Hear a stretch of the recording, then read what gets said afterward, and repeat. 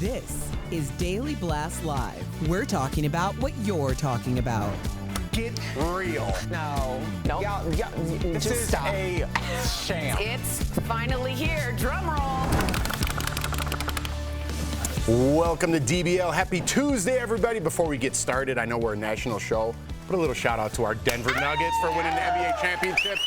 Yesterday, I celebrated a little differently than we did in Chicago, Erica. I was in bed with my family. Half of them were sleeping. I'm like, Lawson, wake up, because he's not feeling good. I'm like, the Nuggets won. He's like, go Nuggets. Yeah. I was like, and then when I was in Chicago, a little different. Yeah, very different. Did you guys celebrate anything good? Did you guys watch the game? I watched the game, and Brooks said he'd been in Chicago for the Bulls championship, LA for Kobe and the Lakers, and now Denver. And I was like, what if you're the good luck charm? I was going to say, teams should be trained from Brooks. Yeah, He's right. going to bring the good luck. It was so exciting. I am a obviously diehard Cavs fan. I'm from Cleveland, but I've probably been to 100 Nuggets games. I really love this team. I love the way they play. They drafted all their players, and I saw them kind of build this team. So I was really happy for them, and I celebrated like you, Jeff, from the living room couch. Like, good job, guys. Yeah, let them mix it up outside. Erica was in the mess. Oh, you were? So I picked up my sister, who doesn't live too far from me, but like kind of on the other side of the area.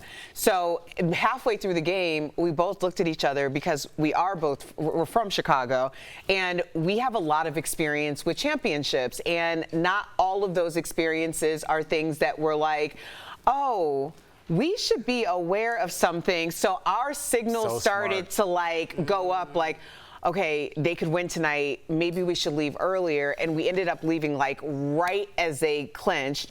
And we ran to the garage. This is the craziest thing. And we just knew, as soon as we ran to the garage, we could hear like, there were some sounds that were like, crap. So we get in the car, and I'm like racing to the highway. And as we got to the highway, like right before I could get to the bridge, the cops closed down the highway, like entrance. And I was like, we looked at each other, we were like, 5 minutes, we should have left 5 minutes. So I know the back of Denver. 5 was coming. I too. I was like, it was like a 5-minute difference, and we knew because we've had so many experiences with this. So we I understand how to get anywhere in Denver underground at any point. I also was able to pick up my husband, who was at dinner, because I knew he was going to get stuck downtown. I found a back way. It was crazy. I was just like tactical driving all over Denver. But it was great to see so many people out celebrating. We live different lives. I was in bed as well. My neighbor went to the game, and he's like, showed me downtown. He's like, it's crazy. I'm like, good luck getting home, buddy. That's what I wrote. Didn't you say it took him 2 hours to get an Uber? Over 2 hours to get an Uber, yeah. That's why you stay at home. It was a real serious situation. I'm getting too old for that, Al. Yes. Too old, buddy. Well, follow Erica's sewer plan. All right, let's get to it. Teenage Mutant Ninja Turtles.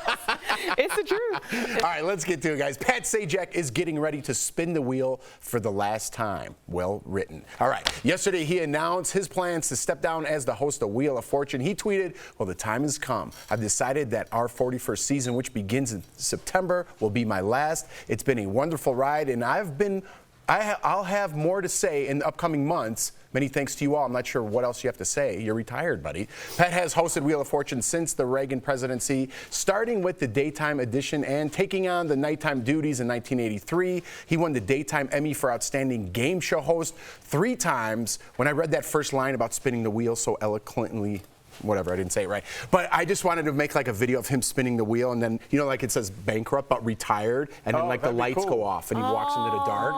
That would have been a cool production. Jeff, the producer. Moment, huh? Yeah. That's beautiful. Or like Vanna like flips goodbye. Like that in would take letters. a while. That'd be a long time. It'd be a long time. Yeah. Maybe just bye. Just talk. Ciao. Yeah. What do you think about this? Is end of an era? Huge. And it's just don't you guys all feel like you kind of know Pat's? I mean, when you were sick, wasn't he always the thing you watch? Bob Barker, Pat Sajak, and then you'd watch with your grandparents and you try and fill it in. And it's the end of a huge moment in pop culture for game shows particularly, which is still strong in America. I mean, really, yeah, Pat Sajak, but also, daytime had a huge turnover in terms of, Ellen going away, and we saw that. And then at night, I mean, things like Alex Trebek, who was just, his voice echoed throughout everybody's homes while people were cooking dinner for decades. And now we're seeing this turnover. So I'm very curious, and I want to get you guys' opinions. do you think that people will be ready for a new voice? Because that's the question. Think in this case, because Erica, you said you had some trouble transitioning to the new, because you were a diehard.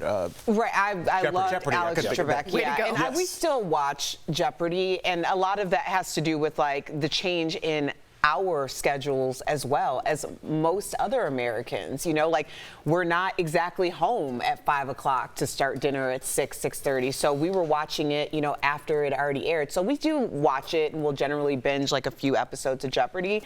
I've watched a little bit more Wheel of Fortune lately because we've been binging episodes of Jeopardy, and it'll naturally come on. I found I feel like Alex is ready, or Pat is ready to go. Yeah. And I've felt like that for a little while now. Yeah. So good for him to be able to make that decision on his own. And Who would be good as a host? Me. I know. Except I'm not a great speller.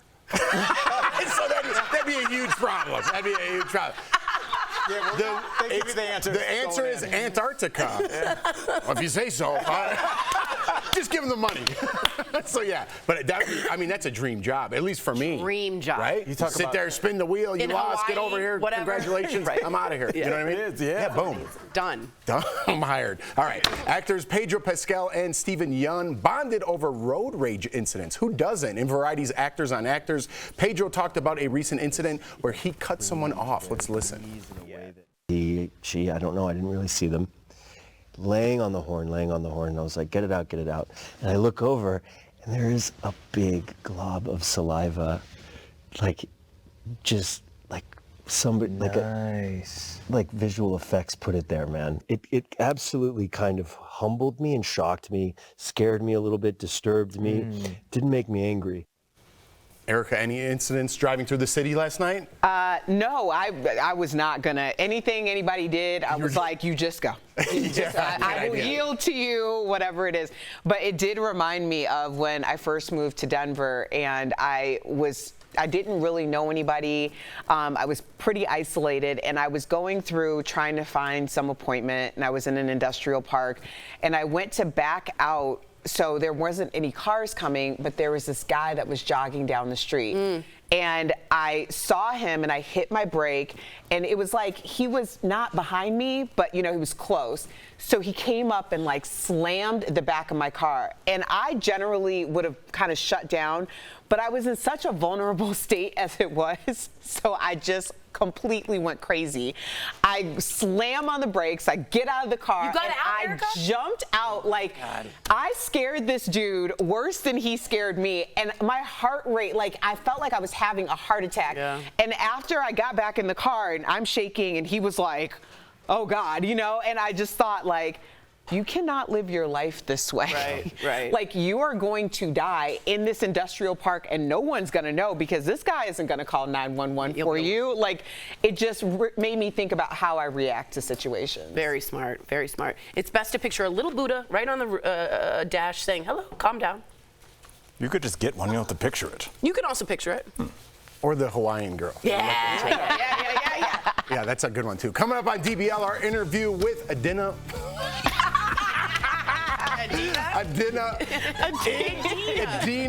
Menzel. I didn't even do that on purpose. I was trying to say it right. I was just going to go with Idina, and everyone's like, it's Idina. Oh, I feel like I got screwed up in the corner, Anthony. I tried my best. She's telling us all about her disco-inspired album, and Ezra Miller appears at the Flash premiere despite some off-screen scandals. New hosts coming in for the second segment. he's up the wheel for DBL. This show is amazing. There's a lot going on down here. I would have been part of the Mile High Club. Yeah. So on point. But I'm going to have a conversation about what's happening now. Adina. I'm just saying Idina for the right. So You don't have to say it anymore. I don't have to say no. Tori's ain't throwing Okay, that. So before I said that, I'm like, how do you say that name? Because that famous John Travolta thing, and I just would put Idina Menzel in the prompter. I'm like, I'm just gonna say Idina. I'll just say it fast. And they're like, no, it's what is it? Idina. Adina. It's Adina. If I said Idina, no one would know the difference. but I tried to do it right, and I did it, it didn't come out.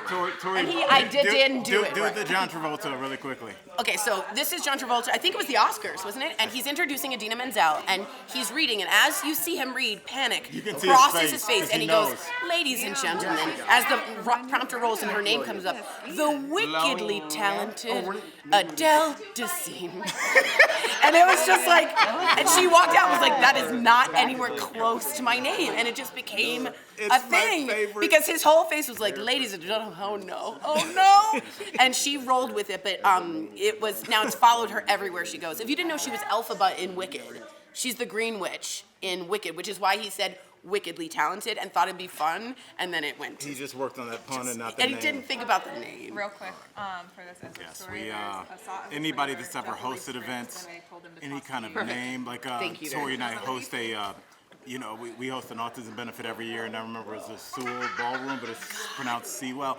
It looks like Sewell, But it's pronounced Sewell, And which so is like there are hard. all these things, and then you tell yourself that 10 times over. Sewell. And then sometimes you'll get the Sewell. Sewell, but if you nail the Sewell, you're going to destroy the next- easy word, totally. and then you'll mess up Right. because. Right, you'll That's be where like, "Sewell, ladies and gentlemen."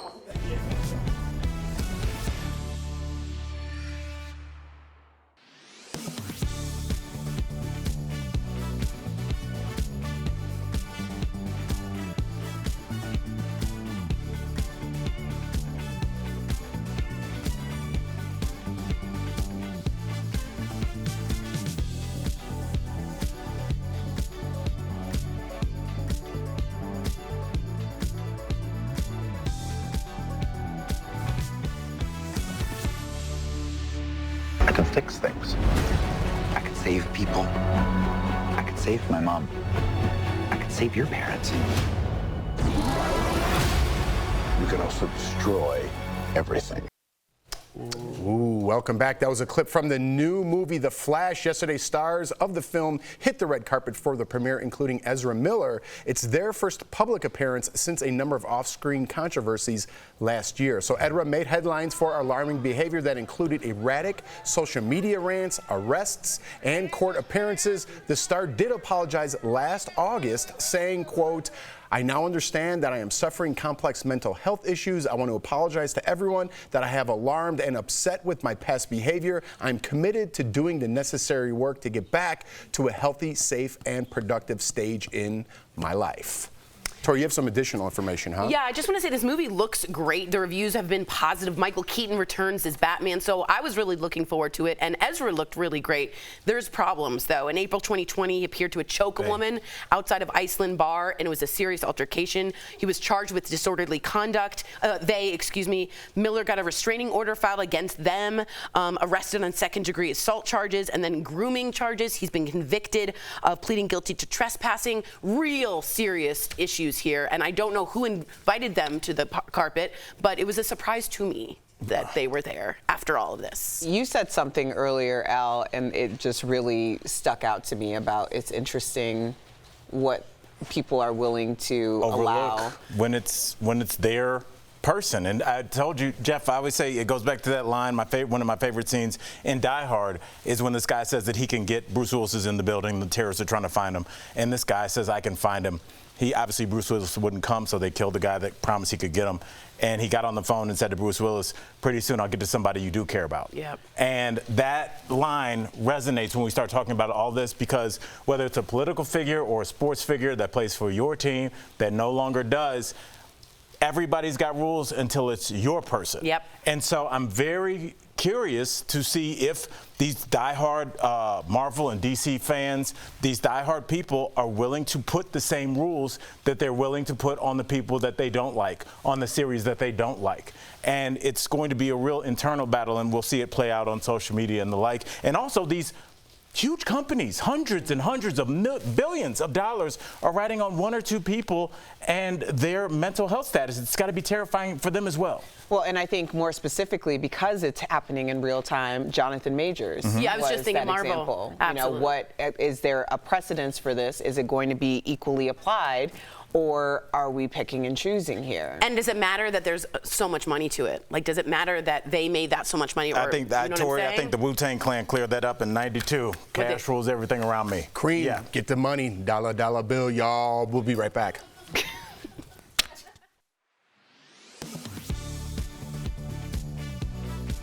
We got this email from viewer TR Shuddy. He asked, does someone's stomach get smaller when they eat less? Let's verify. Our sources, Dr. Pyle Coley and Bariatric Centers of America. According to the Bariatric Centers of America, almost all adults have the same stomach size despite height and weight. An average adult's stomach is 12 inches long and 6 inches wide. The stomach works as a balloon, stretches when you eat and drink, and goes back to its regular size when emptied. But if you're on a diet and eat less, does your stomach actually shrink? But once you've reached kind of your full size stomach, even if you lose weight or, cut down how much you're eating, the actual size of the balloon stays the same. Coley says it's not the stomach that's physically shrinking, but your appetite. Actually, the connection between the stomach and the brain will change such that even though the size of the stomach is the same, that feeling of fullness, the satiety signal, will get triggered with less stretch than it did before. And so you'll just need smaller portions and you'll still feel full. Dr. Coley says the only way to make your stomach smaller is if you have surgery. An adult-sized stomach will stay the same size for the rest of your life unless you do some kind of a gastric sleeve or a reduction surgery to shrink down the size. According to the Bariatric Centers of America, gastric bypass is used to restrict the amount of food that a person consumes. In turn, your appetite shrinks because you can't eat as much. So we can verify that no, your stomach won't get smaller when you eat less. With your Verify, I'm Megan Brad.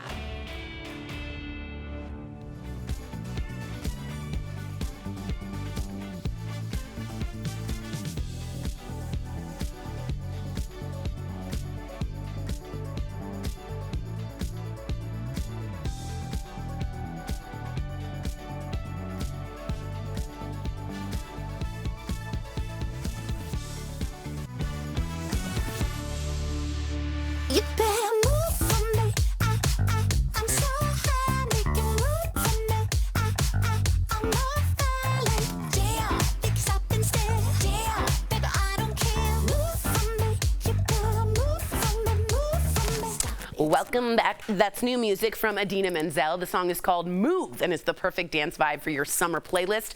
Earlier, we were joined by the Tony Award-winning Broadway diva herself, Idina Menzel. Take a look. Hi, Dina. Welcome to DBL and happy Pride. Hi, everyone. Happy Pride. So excited to have you here. So your LGBTQ plus fans are excited about your new album, Drama Queen. Now, did you have them in mind when you were making the album? I've been in London many times for work, and when I go there, I usually show up at a club.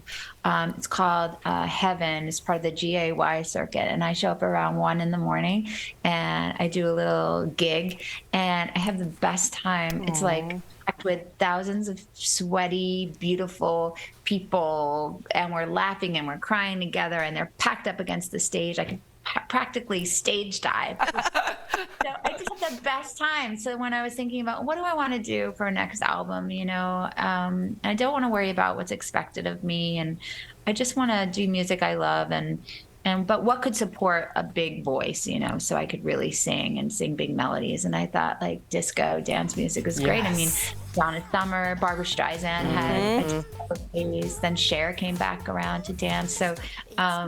So that's kind of my thinking. So you brought your 13-year-old son Walker with you to a recent Pride event where you performed. So why was it important for you to share that experience with him? First of all, he needs to see his mommy bring the house down. Yeah. He's 13, and he could give he doesn't care what the hell I've been doing. So I need him to see like cool mom, like a lot of people think I'm cool, honey. But also awesome. I just want him to be, a part of it and be a part of the celebration. He's got many friends and family who are part of the community, and I knew he'd want to be there. What's the biggest difference between singing your dance music live and being on a Broadway stage? They're kind of very similar to me. Live performance is similar, period. It fills me with something that is hard for me to explain, but I feel like I'm transported on a good day. On a bad day, I'm filled with lots of noise in my head and, a saboteur that's saying, you're a fraud. But let's stay on the positive. I feel you are speaking my language. I was talking with Kami. I did a show last night, and we were just saying, like, you have to fight that voice that's in your head. Like, you don't deserve to be here. They're all going to figure out you're terrible after the show. Imposter syndrome. And I was telling my friend, you have to think about, like, what a crazy narcissist with a fraction of your talent would say. Like, I'm awesome. And take a little bit of their personality and apply it. Because artists, we always are like, that was terrible. And, I have trouble releasing albums because I'm always, I could do that a little bit better. So I really appreciate what you're saying. Yes, and and then add to it being told you're a role model to young people. Because your characters, Alphaba and Elsa, who are all about embracing who they are and allowing this incredible power to come out. And then you're, a 50-year-old woman and, like, you don't feel like getting out of bed once. And then you have to go sing Defying Gravity and let it go. So the dichotomy of that, the hypocrisy of that is something that I contend with, but I also look at it as a gift because this way it's not me always being the role model. It's sort of having, looking at a sea of kids in blue dresses sometimes and reminding myself, what I need to do. I want to ask you about this. I have to. I'm a Jew. I got to ask you this. After starring in Uncut Gems with Adam Sandler, you're teaming back up with him for this new movie. Are you ready? It's called You're So Not Invited to My Bat Mitzvah. You're going to love it. I can't wait. Tell us about the movie. What's the best part also about working with Adam? Working with Adam, you'll find that no matter who you speak to about Adam Sandler, they all say the same thing, that he's just the most generous, loving, person to work with. He makes everyone around him feel like $1 million. Adina, thank you so much. Congratulations. DBL Nation, her new album, Drama Queen, will be out August 18th. Look at the cover. Great cover. Thank you for your honesty. Yeah, you're great. It's refreshing. We've talked to you forever. I know. We'll be right back. Thank you so guys. much. We love you.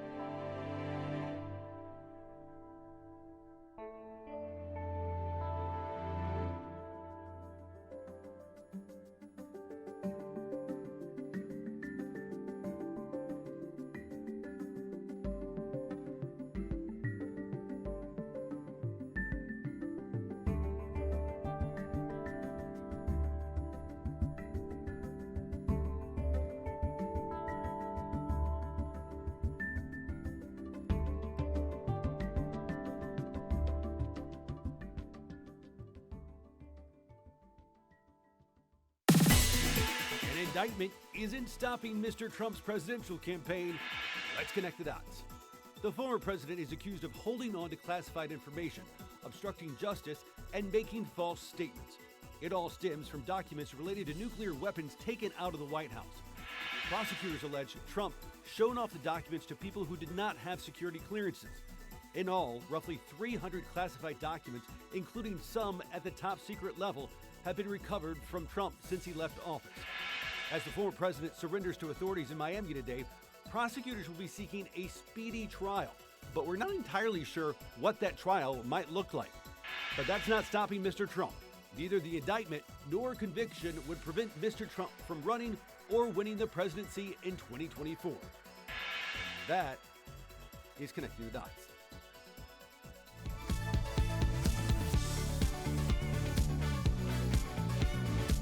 Welcome back. We've got some great products from our friends at Morningsafe. Check them out.